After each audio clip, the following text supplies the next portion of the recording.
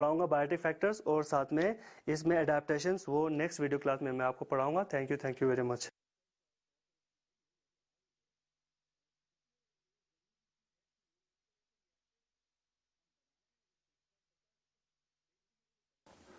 Hello dear students, अस्सलाम वालेकुम जुलाई। मैं मोहम्मद इलियास आपको करंट इलेक्ट्रिसिटी पढ़ा रहा हूं। अभी तक हमने 2-3 लेक्चर कर लिए हैं। लास्ट लेक्चर जो था हमारा 20 लेक्चर था, तो उसमें हमने पढ़ा था रेजिस्टेंस के बारे में, फैक्टर इफेक्टिंग रेजिस्टेंस के बारे में, और आखिर पे हमने पढ़ा था रेजिस्टिविटी के बारे में। ठीक है, तो आज हम पढ़ेंगे colour code for carbon resistor. तो रेजिस्टर से स्टार्ट करते हैं।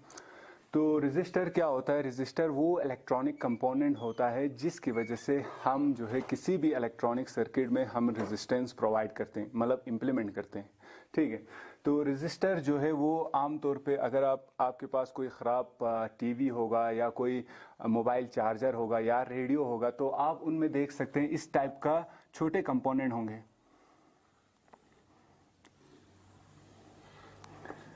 इस टाइप के छोटे कंपोनेंट्स होंगे।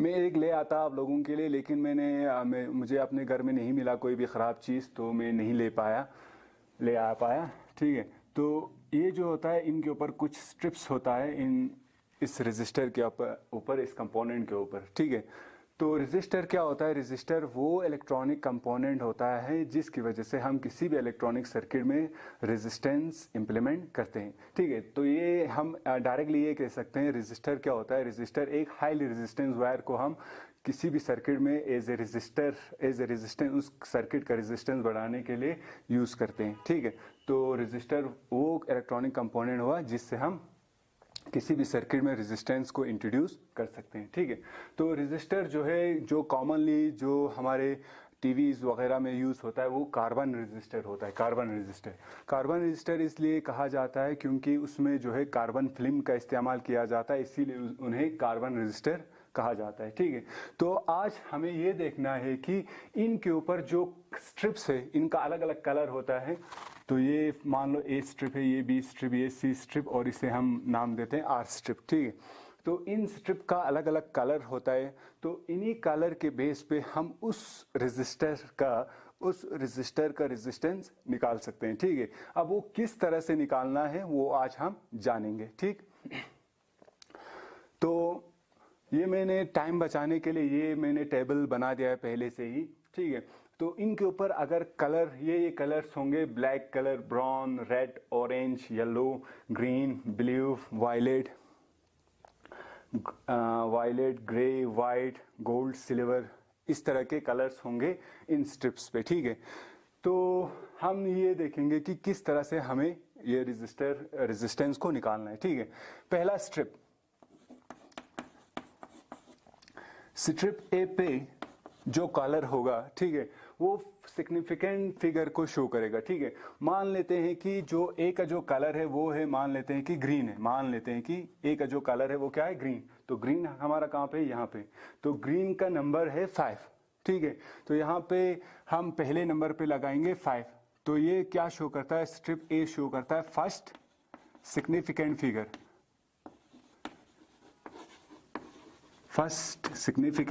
फिगर, मतलब पहला नंबर शो करता है। ठीक है, ये 1 हो सकता है, 2 हो सकता है, 0 हो सकता है, 6 हो सकता है, 7 हो सकता है, 8 हो सकता है, कुछ भी हो सकता है। ठीक है, और स्ट्रिप बी, ये भी सेकंड, ये क्या शो करता है? स्ट्रिप बी जो है वो सेकंड सिग्निफिकेंट फिगर को शो करता है।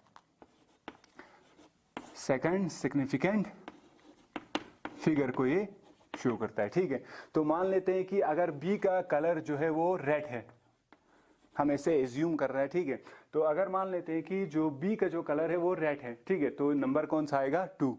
रेड का नंबर जो है वो 2 है। ठीक है, तो ये हम लिखेंगे इसको सीधा 2। ठीक है, तो ये सेकंड सिग्निफिकेंट फिगर को शो करता है। तो ये अगर इसका कलर, ए का कलर अगर ग्रीन है तो हम सीधे इसको 5 पुट करेंगे, अगर बी का कलर रेड है तो हम इसे 2 पुट करेंगे। ठीक, तो स्ट्रिप सी क्या शो करता है?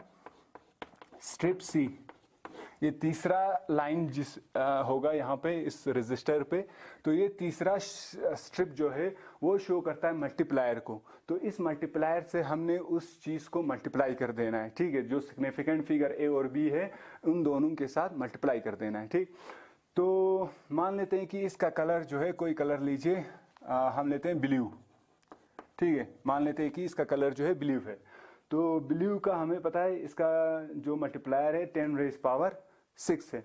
तो हम इस पे लिखेंगे इनटू 10 रेज पावर 6। तो हमें यहाँ पे स्ट्रिप सी क्या शो करता है? स्ट्रिप सी शो करता है मल्टीप्लायर, मल्टीप्लायर के साथ मल्टीप्लाई कर देना है, ठीक है। ये सारा किस में होगा? रेजिस्टेंस हम ओम में मेजर करते हैं, इसीलिए हम किस में मेजर करेंगे? ओम्स में। ओम हम ओमेगा सिंबल से डिनोट करते हैं, इसीलिए हमने आखिर पे लगाया ओमेगा, ठीक। और ये लास्ट का सिंबल जो है, लास्ट का स्ट्रिप जो है, स्ट्रिप आर, ठीक है, ये क्या शो करता है? स्ट्रिप आर जो है ये टॉलरेंस को शो करता है।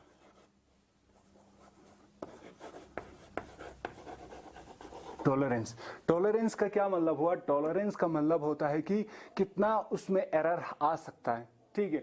ये हमने जो इसका वैल्यू निकाला, इस रेजिस्टर का इस कलर के हिसाब से जो हमने वैल्यू निकाला, इसमें थोड़ा सा आगे पीछे हो सकता है। इसका एग्जैक्ट वैल्यू नहीं निकलेगा, इसमें थोड़ा आगे पीछे हो सकता है, ठीक। तो ये कितना आगे पीछे होगा ये डिपेंड करता है स्ट्रिप आर पे। अगर ये कलर गोल्ड होगा तो 5% का एरर उसमें हो सकता है, ठीक है। एक्यूरेसी रेट जो है वो 5% आगे पीछे हो सकता है। अगर सिल्वर कलर होगा ये कलर, ठीक है, अगर ये आर स्ट्रिप जो है सिल्वर कलर का होगा तो 10% उसमें एरर आ सकता है। अगर नो कलर होगा तो 20% का एरर आ सकता है, ठीक है। तो इस तरह से हम इस कलर को देख के किसी भी रेजिस्टर का जो कि हमारे किसी भी डिवाइस में लगा हुआ है उसका रेजिस्टेंस हम मेजर कर सकते हैं, ठीक है। उसको हम, उसका वैल्यू हम डिटरमाइन कर सकते हैं, ठीक। तो अब इस चीज को कैसे याद रखना है? अब ये टेबल तो बहुत ही लंबा टेबल है, ठीक है। तो इसे याद रखने का एक सिंपल सा फॉर्मूला है, ठीक। तो वो क्या है फॉर्मूला? वो फॉर्मूला है, अब इससे मिटाना पड़ेगा मुझे, अब इससे मिटा देता हूं। आप एक बार नोट कर लीजिए। अब अगर आप YouTube चैनल पे देख रहे हैं तो इसको वीडियो पॉज करके नोट कर लीजिएगा, ठीक है।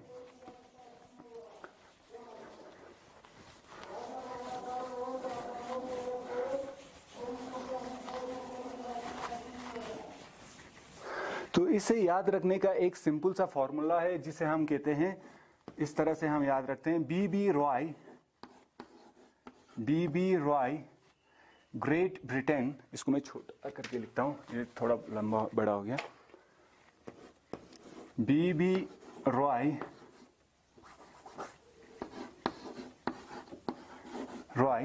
Great Britain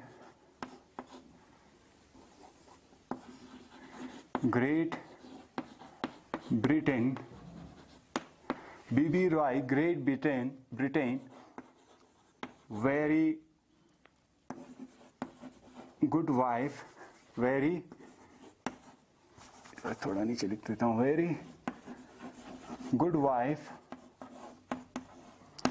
B B Roy great Britain very good wife, wearing gold silver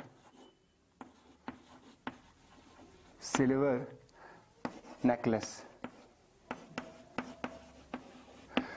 तो इस तरह से हम उस पूरे टेबल को याद रख सकते हैं, ठीक है।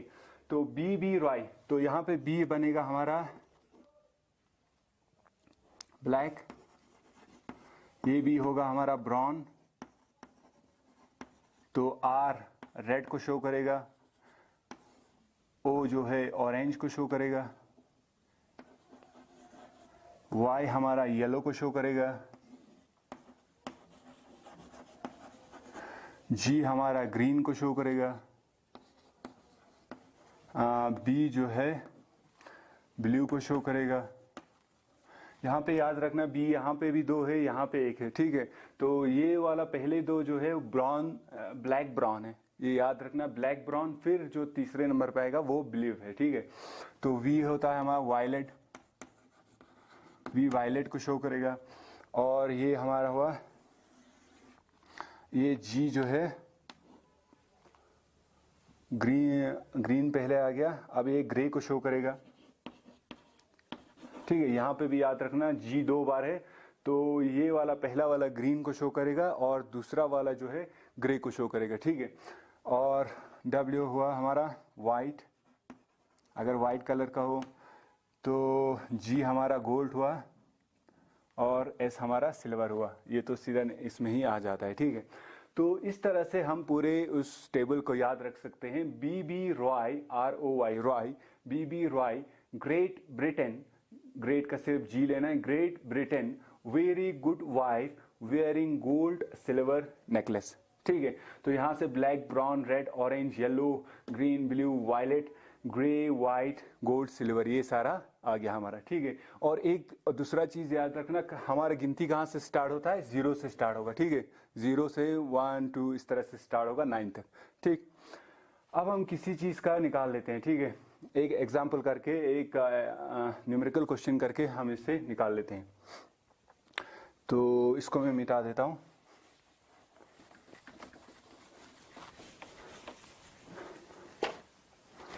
अब मान लीजिए ये एक हमारा रेजिस्टर है।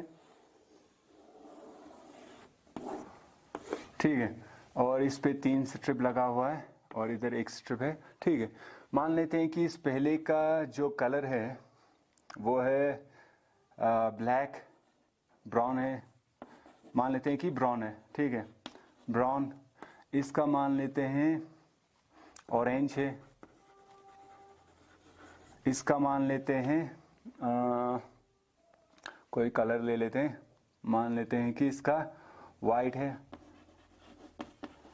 और आर का जो कलर है वो हम मान लेते हैं कि गोल्ड है। ठीक है, और हमें कहा गया है कि इसका रेजिस्टेंस निकाल के बताना है। ठीक है, हमें ये रेजिस्टर हमारे पास है, इनका कलर हमें दिख रहा होगा वहाँ पे। मान लेते हैं कि इसका ब्राउन कलर है, ये सेकंड स्ट्रिप जो है वो ऑरेंज कलर का है, थर्ड स्ट्रिप जो है वो वाइट कलर का है, और हमारा चौथा स्ट्रिप जो है वो गोल्ड कलर का है। अब हमें क्या करना है? अब हमें जो है इस स्ट्रिप का, इस रेजिस्टर का रेजिस्टेंस निकाल के बताना है। ठीक, तो सबसे पहले क्या है हमारे पास? ब्राउन। तो ब्राउन हमारे पास कितने नंबर पे? फर्स्ट, सेकंड नंबर पे। ठीक है, तो 0 से स्टार्ट होता है, 0 1, तो ये पहले नंबर पे, तो इसकी जगह पे आएगा हमारा 1। फर्स्ट सिग्निफिकेंट फिगर 1 आया हमारे पास। दूसरा ऑरेंज, ऑरेंज कहाँ पे? यहाँ पे, तो यहाँ से गिनो 0 1 2 3, तो ये कितने नंबर पे आया? तीसरे पे। ठीक, 13 आया। अब जो है तीसरा स्ट्रिप जो है वाइड, ये तीसरा स्ट्रिप मल्टीप्लायर को डिफाइन ये शो करता था, तो तीसरा स्ट्रिप वाइड हमारा है कहाँ पे? यहाँ पे। ठीक है, तो यहाँ पे कितना? 0 से स्टार्ट करो, 0 1 2 3 4 5 6 7 8 9। ठीक है, तो ये हमारा आएगा इंटू 10 रेज पावर 9 ओम्स। ठीक, और ये हमारा है गोल्ड का कितना होता है? प्लस माइनस 5% की एरर उसमें हो सकता है, तो इसको हम ऐसे लिखेंगे +-5%। ठीक है, तो इस तरह से हम किसी भी रेजिस्टर का रेजिस्टेंस निकाल सकते हैं। ठीक है, समझ आ गया? तो फर्स्ट स्ट्रिप जो है पहले सिग्निफिकेंट फिगर को शो करता है, सेकंड स्ट्रिप जो है सेकंड सिग्निफिकेंट फिगर को शो करता है, थर्ड स्ट्रिप जो है वो मल्टीप्लायर को शो करता है, ये सारा कुछ ओम्स में होगा, और फोर्थ स्ट्रिप हमारा टॉलरेंस को शो करता है, जो बताता है कि कितना % जो है उसमें एक्यूरेसी में एरर हो सकता है। ठीक है, तो इस तरह से हम किसी भी रेजिस्टर का रेजिस्टेंस निकाल सकते हैं। ठीक है, अगर हमें कलर दिया गया हो, अगर इसका उल्टा हो, ठीक है, अगर हमें उसका रेजिस्टेंस दिया गया हो पहले से, मान लेते हैं कि हमारे पास उन्होंने दिया है 42 × 10 raise power 6 ohm plus minus 10%। ठीक है, हमारे पास मान लो उन्होंने दिया है, उन्होंने ये क्वेश्चन पुट किया है कि रेजिस्टेंस उन्होंने दिया होगा और हमें निकालने के लिए कहा गया होगा कि उसका कलर निकाल के बताओ, रेजिस्टर पे जो कलर से वो निकाल के बताओ, तो हम उसका वाइसी वर्सा भी निकाल सकते हैं। ठीक है, तो सबसे पहला 4, अब हमें पता है 4 नंबर पे जो होगा वो फर्स्ट कलर होगा, तो अगर ये हमारा रेजिस्टर है first strip, second strip, third and fourth strip, ठीक है।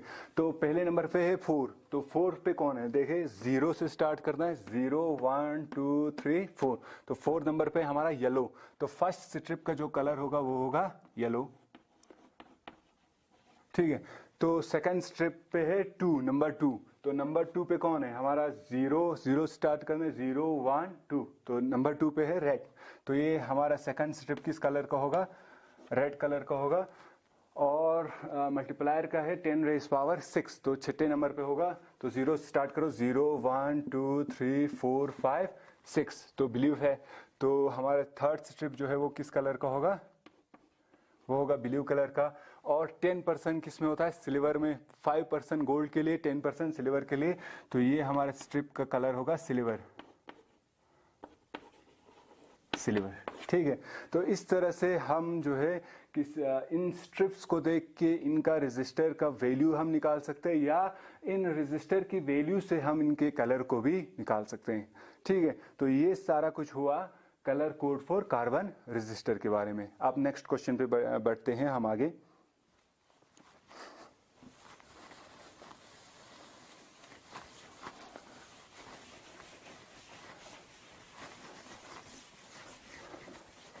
इसको अच्छे से साफ कर लेना।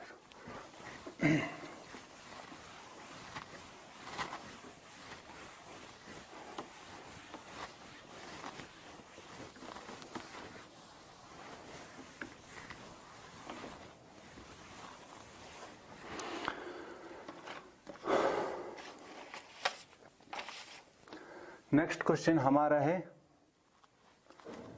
Combination of resistor.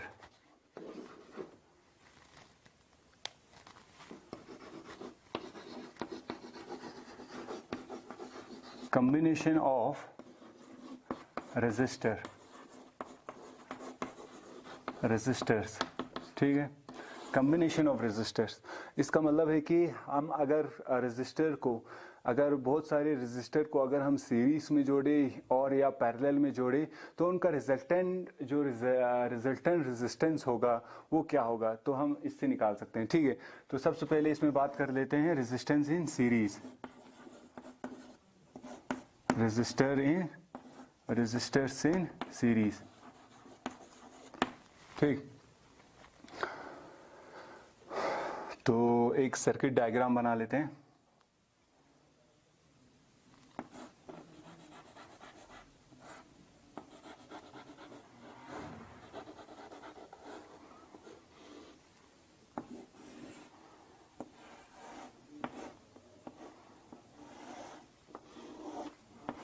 Positive negative, ये मान लेते हैं कि देखिए रेजिस्टर जो है हम इस तरह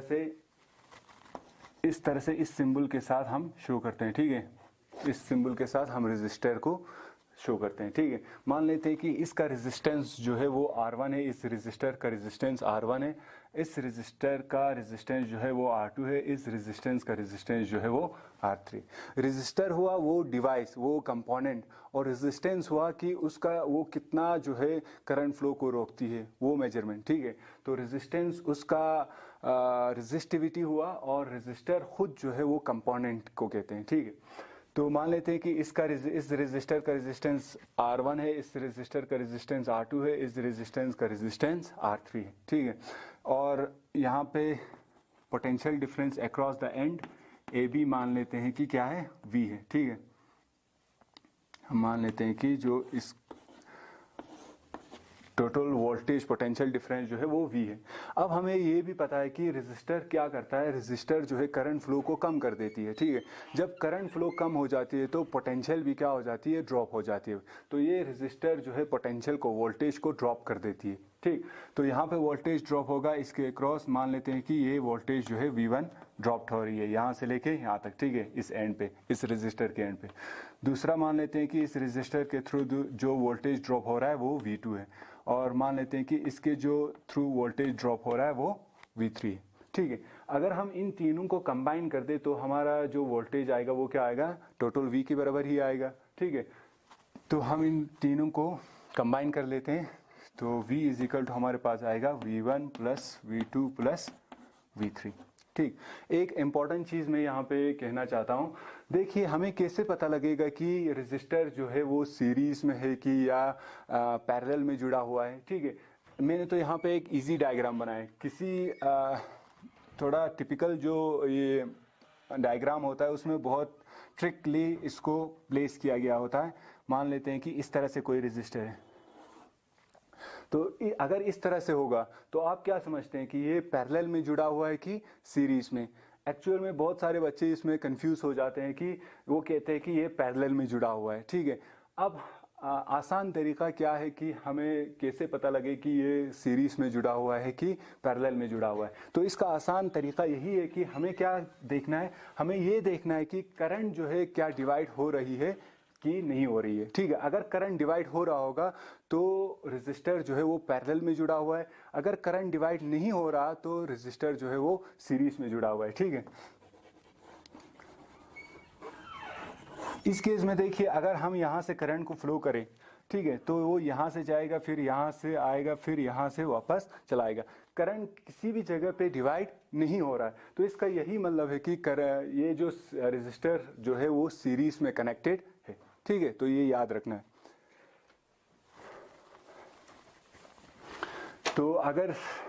तो इनका सम जो है वो क्या आएगा, V1 plus V2 plus V3, क्योंकि इस एंड AB इन दोनों एंड्स पे कितना है हमारा टोटल वोल्टेज V है।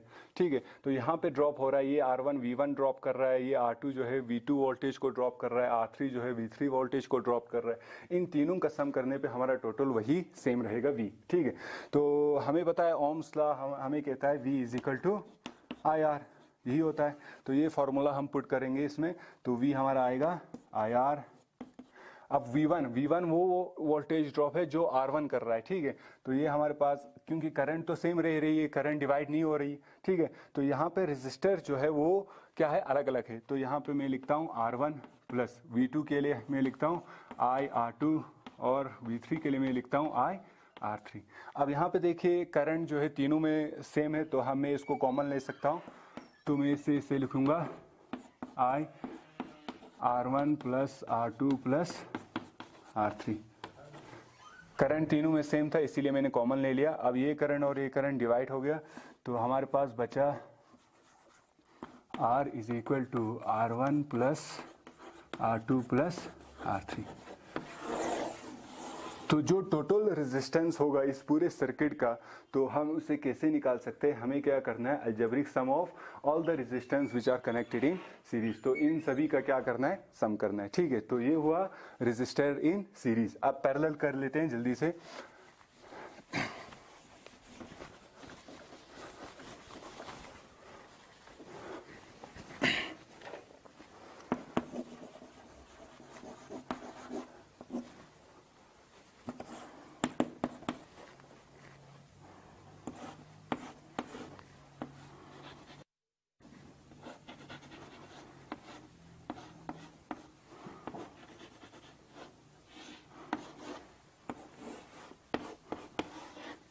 इसको मान लेते हैं R1, इसको रेजिस्टर को मान लेते हैं R2, इसका R3 मान लेते हैं। ठीक है, तो करंट यहाँ से I करंट जा रही है, conventional current positive to negative जाती है। कन्वेंशनल करंट, इलेक्ट्रॉनिक करंट की बात नहीं कर रहा हूँ। तो यहाँ से अब देखिए, यहाँ से करंट यहाँ पहुँचने पे, जब करंट A पे पहुँचेगी, ठीक है, तो यहाँ से क्या होगा, करंट आधी, थोड़ी करंट यहाँ से चली जाएगी, थोड़ी करंट यहाँ से चली जाएगी और थोड़ी यहाँ से। तो करंट यहाँ पे क्या हो रहा है, डिवाइड हो रहा है। मान लेते हैं ये करंट I1 है, ये करंट I2 है और ये करंट I3। जब भी करंट डिवाइड हो रहा हो तो आप समझ जाना कि ये जो है रेजिस्टर जो है वो किस में जुड़ा हुआ है, पैरेलल में जुड़ा हुआ है। ठीक है, तो यहाँ पे देखिए, क्योंकि इन तीनों का एंड पॉइंट सेम है तो वोल्टेज क्या रहेगी, तीनों का सेम रहेगी। लेकिन यहाँ पे क्या चेंज हो रहा है, करंट चेंज हो रहा है, तो करंट जो है वो वेरी करेगी। अब फिर से वही फॉर्मूला लगाते हैं ओम्स लॉ का, V is equal to IR। तो यहाँ से I हमारा क्या होगा, V बाई R। ठीक है, तो टोटल करंट किसके बराबर होगा, इन तीनों का सम यहाँ पे आने के बाद यहाँ पे फिर से क्या बन जाएगा, I बन जाएगा। तो टोटल करंट जो है वो क्या होगा, summation of this three currents. तो ये I1 plus I2 plus I3, यहाँ पे एक चीज़ याद रखना, यहाँ पे मैं 3 ही ले रहा हूँ, 3 से ज़्यादा भी हो सकता है, तो आपको उससे भी ऐड करना है। अगर मान लो यहाँ पे कोई और रजिस्टर होता तो इससे भी हमें ऐड करना है, ठीक है।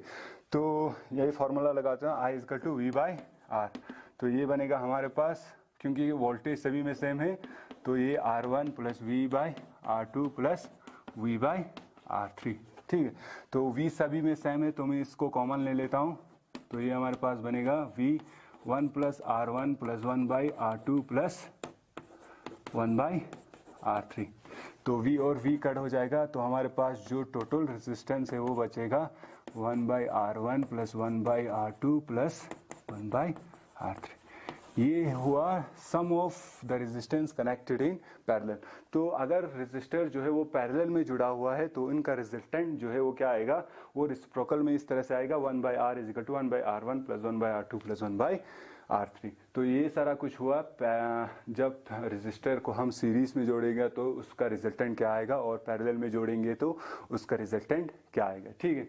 तो that is all for today. Have a good day, thank you.